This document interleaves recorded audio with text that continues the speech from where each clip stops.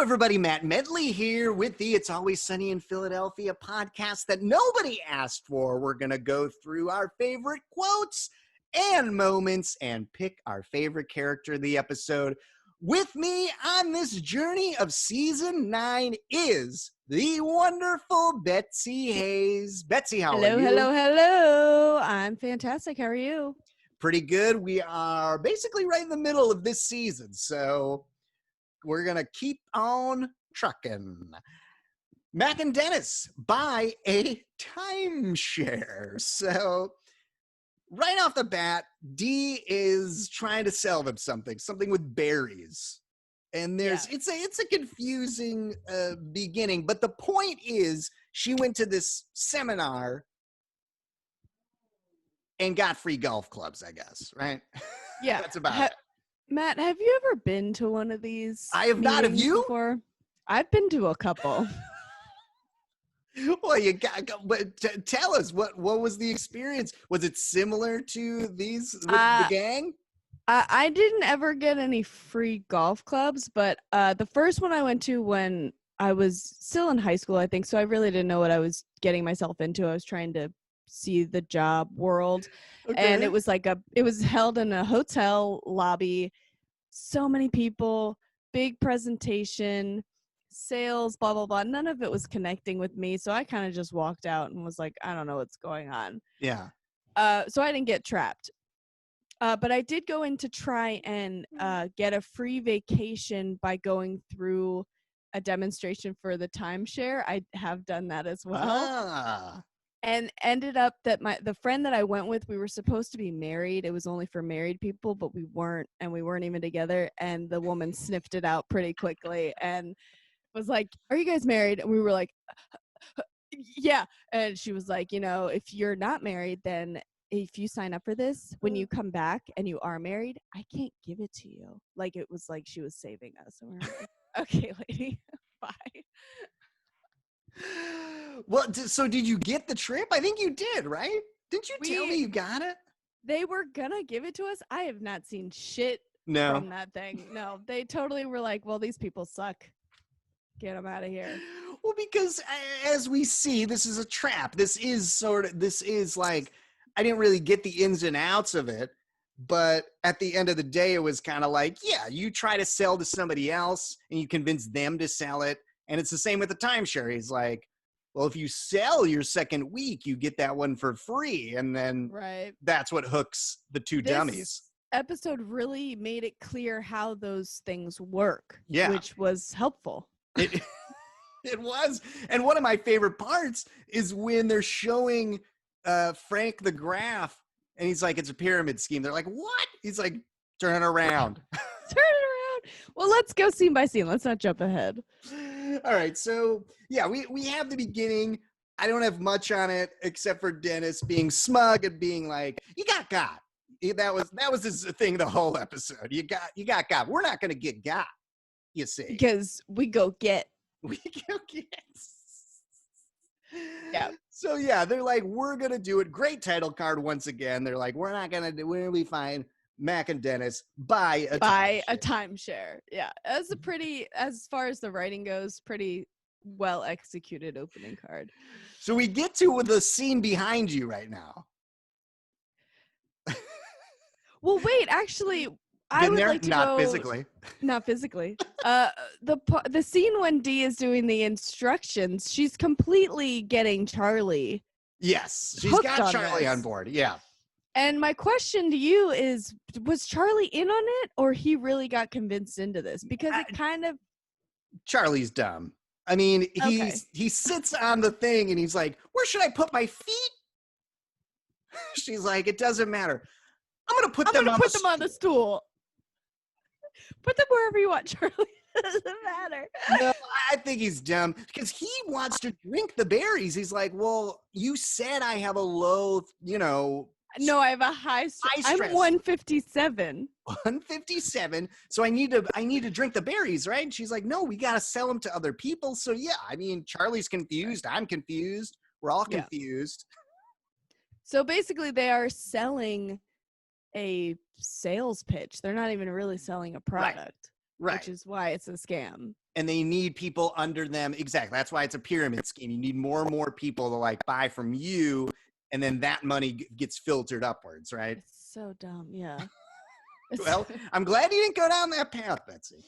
Me too. I can see in high school, though, you must have been really confused. I mean, it's confusing as an adult trying to figure out what the hell it exactly is. And they use a lot of big words. They use a lot of it's there to kind of confuse you in the first place. Yeah. And it was also one of those things where they advertised by make your own hours and, you know, get out what you put in. And like that all sounds so great. Much money. Yeah. Yeah. So they get to that meeting. The guy pivots from Invigoron and he sells them a timeshare. There is a part where Dennis is like, this guy just bent over a barrel for our pleasure. And you see Mac and he gets really excited. He like straightens up a little bit and like gives the guy a good look. This is really when we're getting to the Mac is gay stuff.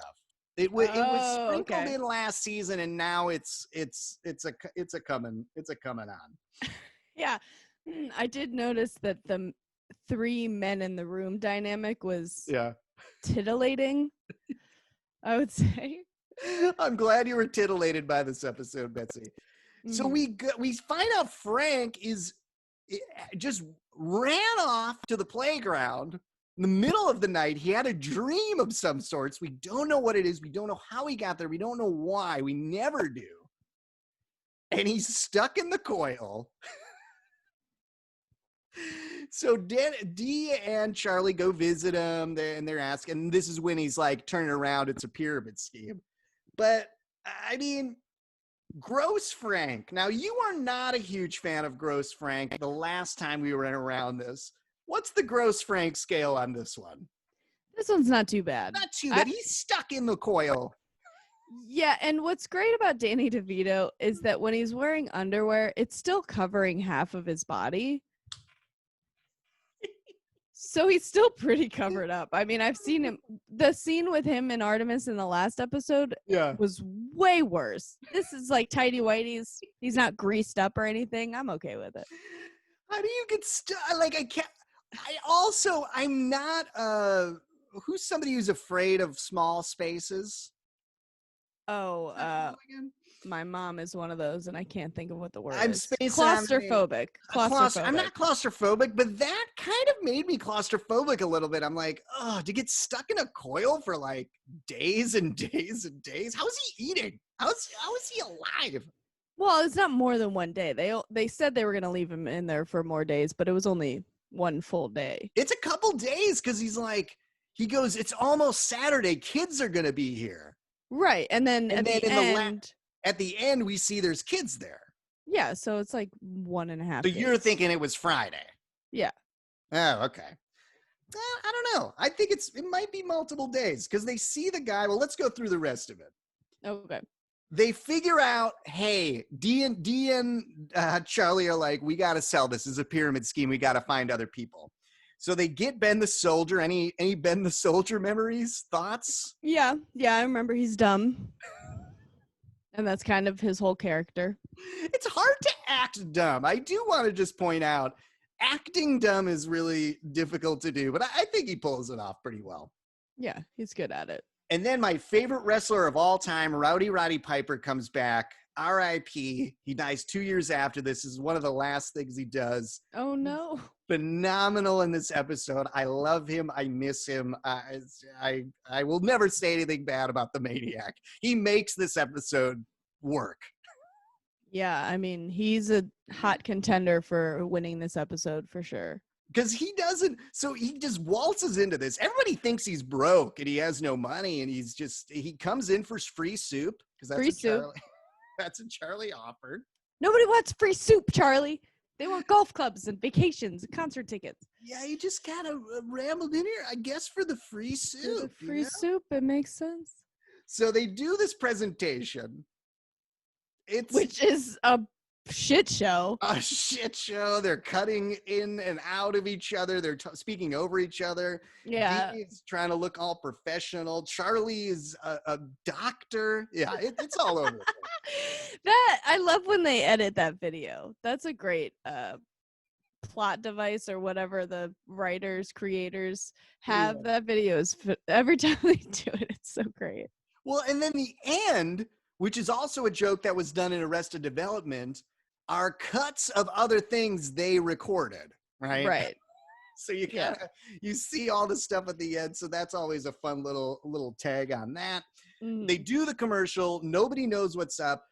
Or Ben's like, I don't know. They try to put Ben on the stress reader. It gets confusing because he scores well, but he's not supposed to score well. And then Maniac just walks off.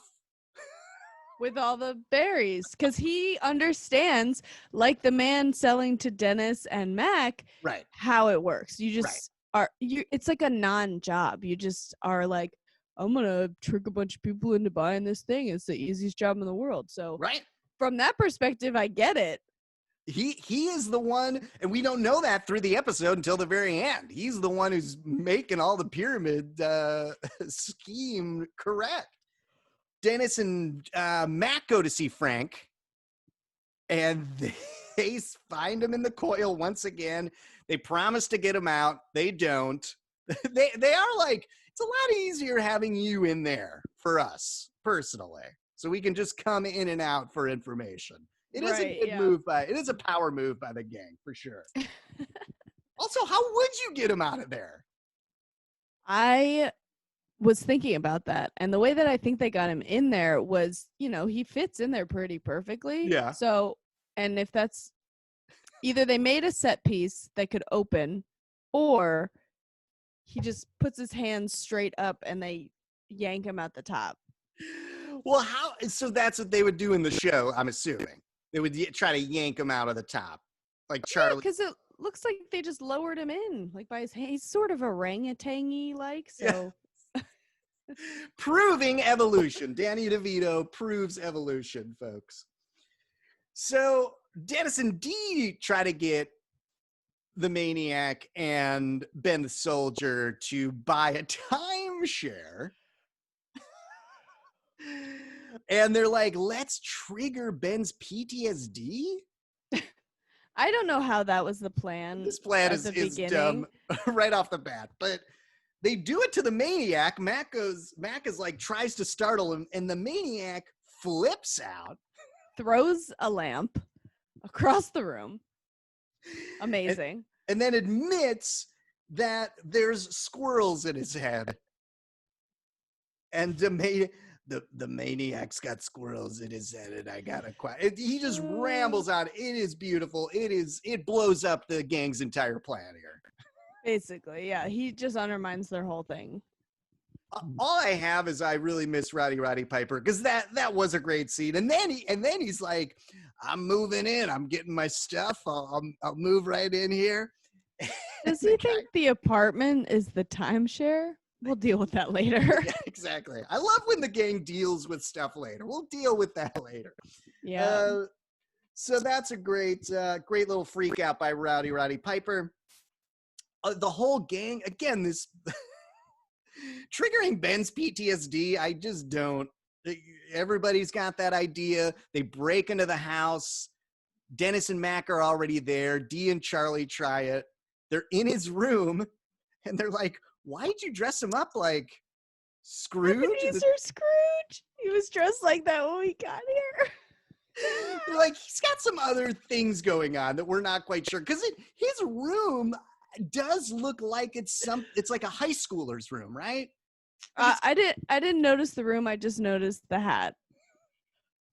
Fair enough. That was plenty to. Ben is unfazed. He's just sitting in the bed, just like happy as a clam still. So happy. He's like, what's this? You're performing something? Oh, and they're in on it? Okay. So they're like, oh my God, Frank told us to do this. He must be out there just blah, blah, blah. So they go back. They storm into. I love when the gang storms into a room And they storm into the room of the timeshare and the invigorant, and they're like, scam, scam, scam, scam, scam, just yelling it. Mm-hmm. They get in. I was gonna say, I'm thinking that all the people sitting in there are like, yeah, we know. That's why we're doing it. They think they're so smart. They're like, we're gonna uncover this scam. So they go in, they buy out, they get bought out, right? In both of their things. Mm-hmm. The guy literally points to it. For only $2,000. Like, Dennis, oh my God, too much. So they lost 1,400 there. Right? 1,400, 2,800? No. The 1,400 was to buy the timeshare. 38. Oh. Okay. So I guess it was 1,800. Whatever. All right. So for the very last scene, we figure out Frank is not this mastermind. He is still stuck in the coil. And all the kids are there on a beautiful Saturday afternoon. Kids are stepping on his fingers, completely ignoring it. It's like he's not there. Yeah, that was great. Yeah, that was a great scene. And I bet Danny DeVito loved shooting it. I always think about, if you're a parent and you bring your kid like to a shoot, you don't know what it is, and it's like, oh yeah, Danny DeVito's in his underwear over there, your kid's gonna be stepping on his fingers. How fun is that? If they need kids, it's not a good idea. Right. Don't bring your kids if they just need a kid for something. For Sonny especially, as we saw a couple episodes too in the kid fight. Award time. Let's get to the awards. Who won this episode? I mean, if you want it to be the Maniac, I mean, I'm going to be fine with it because I love Rowdy Roddy Piper. You froze again. I think it should be the Maniac who wins. As you said. I agree. Then let's just do it. You're not going to get pushback from me. Favorite line. What did you have in your notes for line? I have 2. Okay, bring it on. Number 1, I'm at 157. Charlie. Yeah. The other one, stop eating berries. You've had enough berries. D, screaming about that. You said it better before, but what does Dennis say? We don't get got. We get? We go get. We go get. We don't get got. We go get. We go get. I do. Well, I guess we would be at fault if we didn't put been there, not physically. Been there. Because physically. Because I looked up this episode on Google Images, and this one was like, I don't know, people really seem to like it and make a lot of memes about it. Oh, really? That means there should be more lines, but I don't really have all that much. The squirrels in Maniac's head. Pretty great. Nah. I don't know. What do you think? What's your favorite? If you had to pick.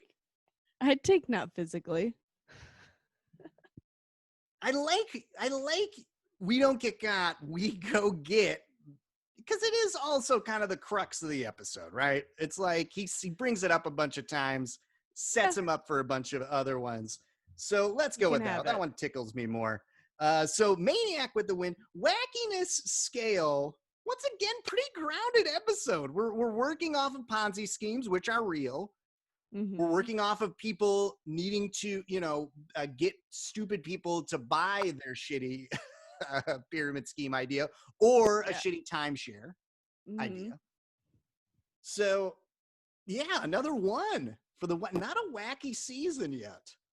No, but I like how grounded these 2 episodes were that we've just recorded. I like when the crew is grounded in something because their idiocy is heightened, and it's great. When the gang is in the real world and we really truly see us there, like this timeshare guy or Ben the Soldier or whatever. And it's just like, we look at them as appalling. Like real people look at them as appalling.